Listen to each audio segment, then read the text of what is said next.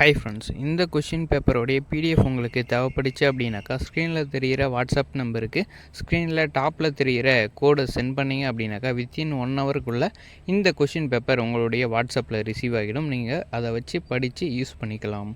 Okay friends, வீடியோவை skip பண்ணாமல் ஃபுல்லாக வாட்ச் பண்ணுங்கள்.